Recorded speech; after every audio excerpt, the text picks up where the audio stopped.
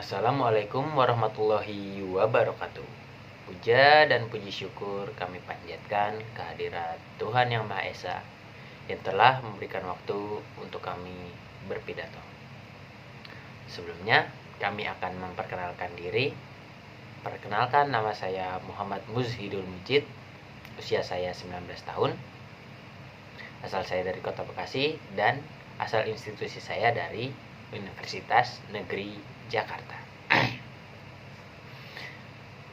Di sini saya akan menyampaikan pidato dengan tema pengaruh kekuatan ekonomi Indonesia terhadap kemajuan bahasa Indonesia di kancah internasional. Sebelumnya teman-teman ada yang udah tahu? Nah, mungkin saya akan menjelaskan sedikit tentang itu. Saya akan mengulas sedikit tentang pengaruh kekuatan ekonomi Indonesia terhadap kemajuan bahasa Indonesia di kancah internasional. Teman-teman, tahukah kalian bahwa bahasa Indonesia saat ini sudah banyak dikenal di kancah internasional?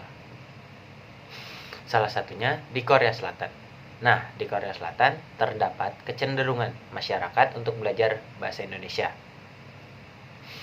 Kecenderungan ini dapat dibuktikan dengan banyaknya orang Korea yang datang ke Indonesia untuk belajar bahasa dan belajar budaya yang ada di berbagai universitas di Indonesia. Melalui program Bahasa Indonesia bagi penutur asing atau biasa kita kenal dengan sebutan BIPA. Kenapa sih saat ini banyak orang Korea yang ingin belajar bahasa Indonesia? Apakah teman-teman sudah ada yang tahu jawabannya? Alasannya tidak lain tidak bukan karena perkembangan ekonomi Indonesia yang begitu cepat. Rasio pertambahan Gross Domestic Product Indonesia per tahun semakin meningkat. Ekonomi Indonesia tumbuh 6,2% pada tahun 2010, 6,5% pada tahun 2011, 6,3% pada tahun 2012, dan 5,8% pada tahun 2013. Sedangkan ekonomi Korea Selatan hanya mencapai 6,5% pada tahun 2010, 3,7% pada tahun 2011, 2,3% pada tahun 2012, dan 3,0% pada tahun 2013.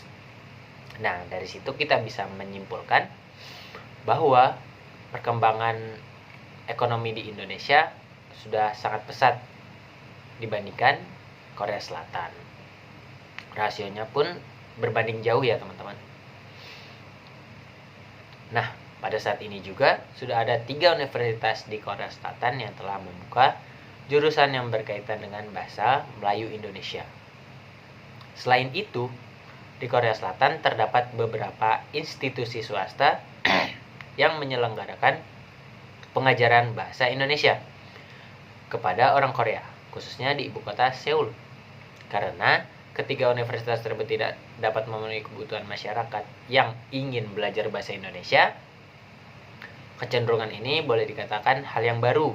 Karena ketika ada seseorang yang pernah belajar pada Hankook University of Foreign Studies, jurusan Bahasa Melayu Indonesia pada tahun 2011, tidak ditemukan institusi yang mengajar bahasa Indonesia.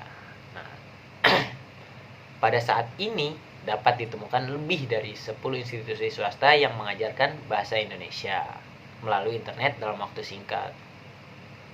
Nah, sudah kelihatan bukan teman-teman bahwa di Korea Selatan perkembangan bahasa Indonesia sangat cepat. Dari tahun 2011 yang tidak ditemukannya pelajaran bahasa Indonesia, hingga saat ini sudah lebih dari 10 institusi swasta yang mengajar bahasa Indonesia. Kita patut bangga loh teman-teman, karena ini bahasa kita loh. Nah, hubungan yang terjalin antara Korea dan Indonesia merupakan imbas perkembangan ekonomi Indonesia. Hal ini menimbulkan rasa ingin tahu orang Korea terhadap Indonesia. Berdasarkan hal tersebut, tampak bahwa potensi bahasa Indonesia yang dapat menjadi bahasa internasional cukup besar. Nah, teman-teman, kita patut bangga dengan apa yang sudah terjadi, karena budaya kita dipelajari oleh orang lain. Maka dari itu, menimbulkan adanya dampak positif. Selain adanya dampak positif, juga menimbulkan adanya dampak negatif untuk negara kita.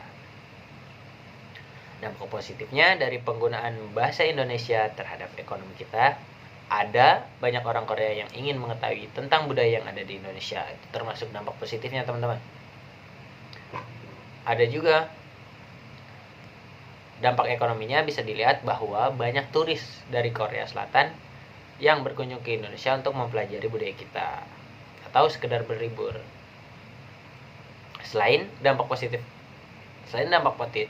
aja, ada juga dampak negatifnya. Dampak negatifnya bagi ekonomi Indonesia antara lain adalah banyak produk-produk impor dari luar negeri yang membuat produk lokal kita kalah saing. Nah, teman-teman, apa yang bakal teman-teman pikirin tentang dampak negatifnya nih? Kita harus memikirkan supaya dampak negatif ini menjadi dampak positif bagi kita.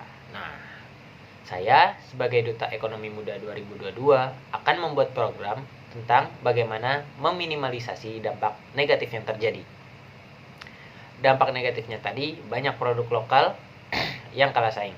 Mungkin kalau dari saya, dengan sistem kolaborasi menyatukan budaya Indonesia dengan produk impor supaya produk Indonesia lebih dicintai oleh warga Indonesia dan juga mengenalkan produk Indonesia ke kancah internasional, sehingga dampak negatif tadi kita jadikan sebagai dampak positif untuk negara kita. Contohnya misalkan budaya kita batik nih, kita kolaborasikan dengan produk luar. Nah, itu kan mengenalkan budaya batik kita ke luar negeri supaya batik kita pun dikenal oleh kalangan internasional. Nah, gitu teman-teman. Mungkin hanya itu yang bisa saya sampaikan. Dari pidato saya sekian.